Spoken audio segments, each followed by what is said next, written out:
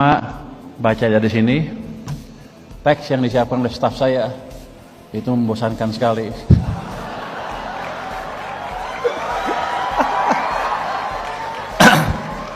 Saya bacanya juga ngantuk, tapi karena mereka udah kerja keras, saya baca dikit-dikit lah. Nah, yang bagian kedua yang tanpa teks itu biasanya menarik, tapi banyak bahayanya. Nanti banyak yang kesindir-sindir, jadi kalau nanti ada yang kesindir, saya mohon maaf sebelumnya. Tapi biar aja lah. Emang gue pikirin. Jadi ini bisa dikasih lihat. Kita masuk ke halaman kedua. Jadi tadi sebenarnya saya malu kesini. Orang-orang udah nyambut saya kayak artis. Padahal baru kerja 1 bulan, hasilnya juga belum ada. Nanti jangan sampai teman-teman kecewa ya. Tapi udah ada hasilnya deh. Tuh ya, IHSG udah naik kencang. Apalagi optimisme sudah balik lagi ke masyarakat kita. Yang tadinya mau demo dan sekarang sudah berkurang kan. Mereka sekarang sibuk, nggak demo dia. Baca TikTok, lihat komentar tentang saya. Katanya banyak gitu, ibu-ibu banyak yang begitu. Kata, bolehlah. Tapi bukan bapak-bapak, teman-teman aja yang begitu. Saya juga sama, lihat TikTok komentar tentang saya apa ya. Karena dari situ kadang-kadang ada masukan-masukan yang menarik. Dan saya akan biasanya tindak lanjuti masukan-masukan dari teman-teman, even di TikTok ya. Ini kita masuk apa ya? Ini masuk. Saya punya waktu berapa menit? Bebas ya. Jam 30. Kok lu ngatur gua? Ini staf saya bilang 30 menit ya. Suka-suka saya lah. Jadi ya semuanya bisa goyah nih. Saya tunjukkan kemarin. Ada pemerintahan, ada itu yang dinamis. Tapi waktu ekonominya diperlambat, rakyat susah, turunlah demo besar-besaran. Demo yang terjadi yang berapa? Sebulan lebih yang lalu, sebulan, seminggu, 2 minggu yang lalu, itu karena dampak dari ekonomi yang melambat secara signifikan. 2 ada, 1 nggak ada, rakyat turun ke jalan. Dan mungkin bapak-bapak sekarang udah senang, udah optimis lagi. Pada waktu ancamannya serius.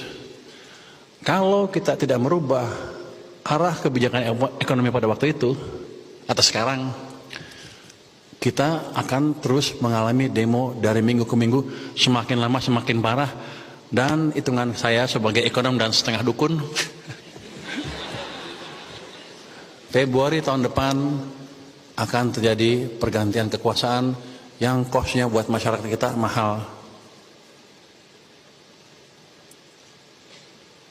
Nah, itu disadari oleh presiden yang sekarang, Presiden Prabowo. Makanya saya dimasukin, ayo lo betulin. Ya udah, kita betulin sedikit-sedikit. Kenapa saya dianggap bisa betulin? Udah wartawan ya. Oh, ini wartawan semua lagi. Ini forum wartawan. Aduh. Ya udah, nggak apa-apa deh. Pada nggak ada rahasia-rahasiaan. Jadi pada waktu itu hari Sabtu, Minggu sebelum saya dilantik, jadi saya lucu deh. Cara Pak Prabowo menilai orang tuh untuk saya aneh. Hari Jumat, Pur dipanggil ke Hambalang, datang ke saya situ.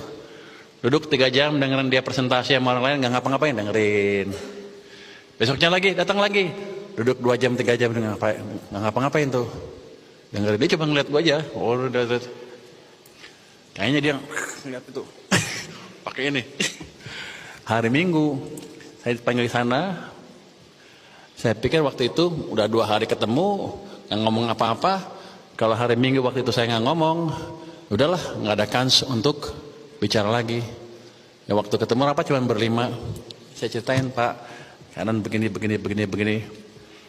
Saya bilang tadi saya takut-takutin. Pak, Februari Pak. Oh gitu ya? Iya.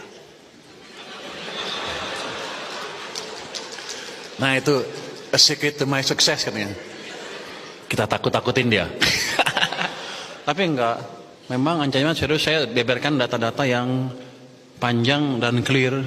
Zaman Pak Soeharto kenapa dia jatuh, zaman Gus Dur kenapa dia jatuh, zaman SBY kenapa dia hampir jatuh tapi nggak jadi, zaman Pak Jokowi juga sama.